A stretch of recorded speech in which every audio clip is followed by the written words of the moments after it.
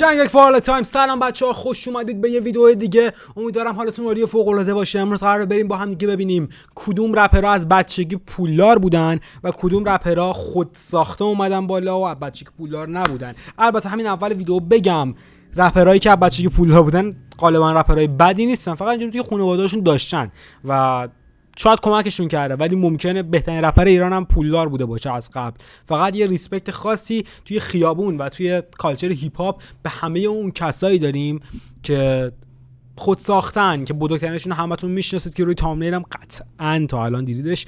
قرار راجبشون صحبت بکنیم. رپرها دونه دونه میان، من هر اطلاعاتی دارم بهتون میدم و یه اشتباه باشه یه رپری درست باشه بازم بهتون میگم. خلاصه خودم خیلی دوست دارم بدونم کدوم رپر از بچگی پولدار بوده، کدوم رپر از بچگی پولدار نبوده.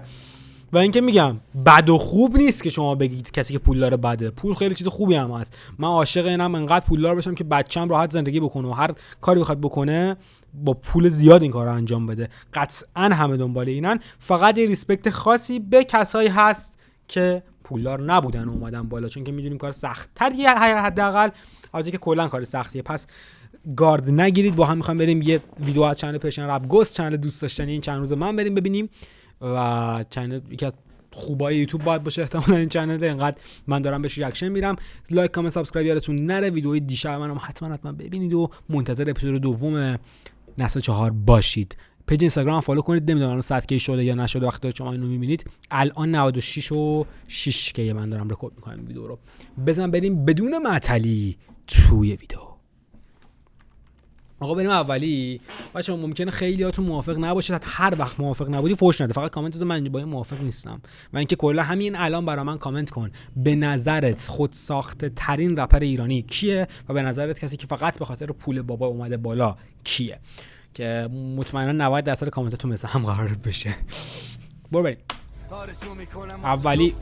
اولی مامرز شایع که بمونیم این سری پای قولمون. عشق من مامرز شایع پور، یعنی پولدار. ببین مامرز شایع بابا و پدر مادرش دکترن و واقعا اینو میدونم. یکی از همین کلاسی های دبیرستانش رفیق منه، حتی خودش هم کانکشنای با حالا ولش کن.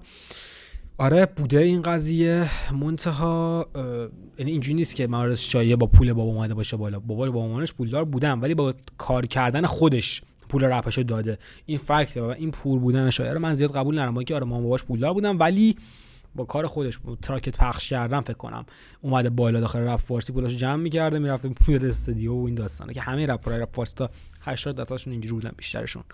شاعر قبول ندارم ستون، ولی باره پدر مادرش پولدار بود ولی پولشو استفاده نکرده تو رپ فارسی. بالا اومدنش هم با حسین بود که اونم خب پولی نبود، حسین خودش استعدادشو کشف کرد و من خیلی منتظر آماده باشم. آماده باشیم چنان نگن از باباش بگن کار ارزه بود. ببین دقیقاً همین ارزه بود که پرو ناف جی ریچ 100%. شمرون دنیا رو گشتم.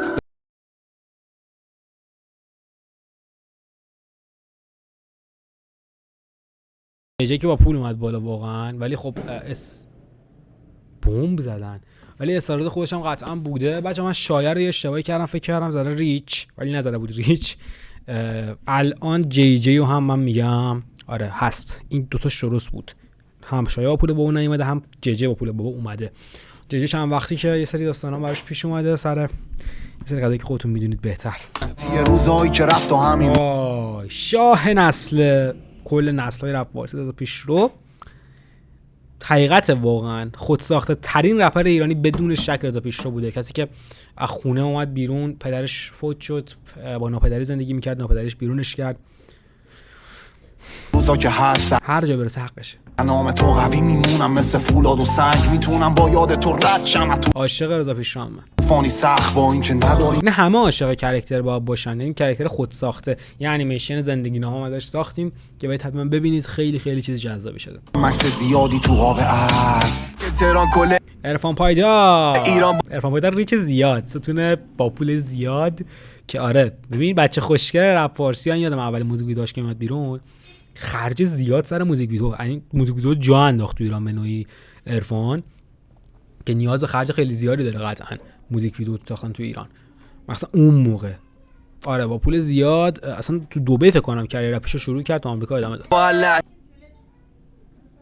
چه گویشی هر وقت با هم بودیم بردیم همه بچه بومشیم نگهبان دریا سر و جنگل در و کوهش. باریکلا به خانوادگی 2. شادابت به جرشای عزیز. من ریاکشن نرفتم به این کار چون تهران نبودم و اولین بار گوش کردم و دیگه نخواستم فیک ریاکشن برام بشه. من اومدم که نرم این یاس هم خود ساخته. من نمیدونم هیچ اطلاعاتی راجع به یاس ندارم. من بچه‌ها بهتون بدم راجع به پولا بودن یا نبودنش، ولی خب از اجتماعی زیاد خونده تا من درد دلشو داشته که خونده دیگه. گفته ها میخوان مغزمو از سرم بکن. باش بیای تو دانس یاسر عزیز، خیلی منتظرتیم همه. من اگه بخوام از اعتبار و شرف بگذرم که الان باید نصف این شهر رو سند بزنم. صبر کنیم.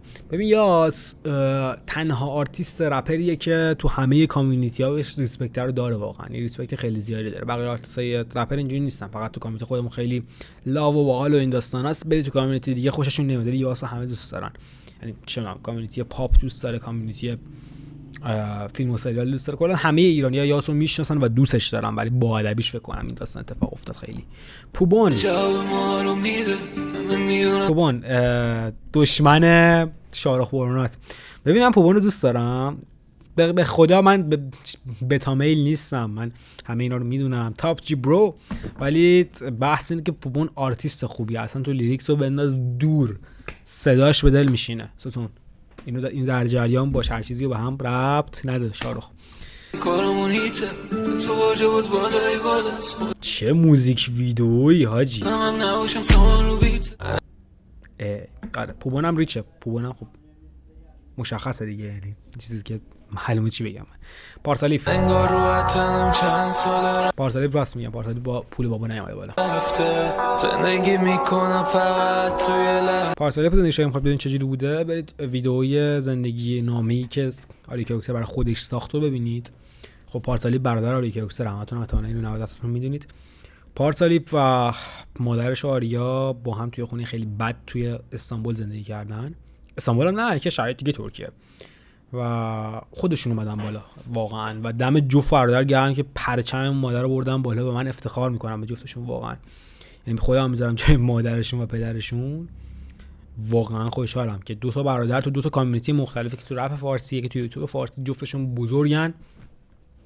و هر چقدر میخواید پارسا رو مسخره کنید بزنم، پارسا آرتیست خوبیه واقعا، کاراش بعضا به دل میشینه. حالا سلیقه من شاید نباشه ولی سلیقه خیلیا هست. یعنی اون موقعی که با آرتا ونتونز دیدون ترک داد چی میگفت یادم نیست به خدا گوشم خاطرات بد میشه اون حاجی. مثلا من گوش نمیدم اونو زیاد چون من تو وایب دیسلاو و این داستانا نیستم. من موزیک انگلیسی گوش لاو گوش میدم، موزیک انگلیسی هم گوش میدم از اون و خیلی زیادتر. دیسلاو انگار قراره بمیرم روز بعدش. خستم از بریم بعدی. بزیلیک این آدمای درم پشت سرم چیو گفتن الان چند سال آره بزیلیک پولدار بوده کلا زندگیش اینجوری. خب پدر مادرت خانواده ریشی داشته دیگه، میدونی این چیز بدی نیست واقعا. یعنی بزیلیک اگه خانواده پولدار نمیداشت بالا میبودن 100%، هیچ ربطی پولدار بودنش نداشته به نظر من، ولی میرسه به بزیلیک خیلی بیشتر از اینا میرسه. خیلی آرتیست دوست داشتنیه تو سبک خودش. تو من رو مناره قفلن فقط منتظرن این بالا بیفتن. رز دوستش دارم خیلی. یه دونه آلبوم شهروند داشت رز، برید گوش کنید بچه‌ها اگه رز نمیشناسید که همه‌تون میشناسید احتمالاً. بکنه تشنگی مرف من شیره کوه میخوام دماور و نوکش بس میشه. موزیکای بعدی گذاشتید جنوب یزد میرسه شمال شرق بچه ناف تهرون ساکن نیمه بچه ناف تهرون ساکن نیمه غرب.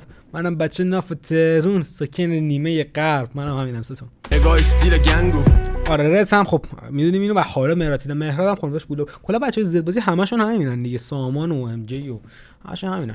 نگاه ترکیب و رنگو نگاه به مهراد آرتیست ترینه واقعا، یعنی وای بابات مردو خشم میندازه قلبو منو هر برو بریم بعدی. میبینن میگن پادشاهی حاجم تو الماسم اگه باشی یه تیکه رو تاجم من سرم بالاست کتم بازه نکه خفنم تو الماسم اگه باشی یه تیکه رو تاجمی. واو پانچ لاین.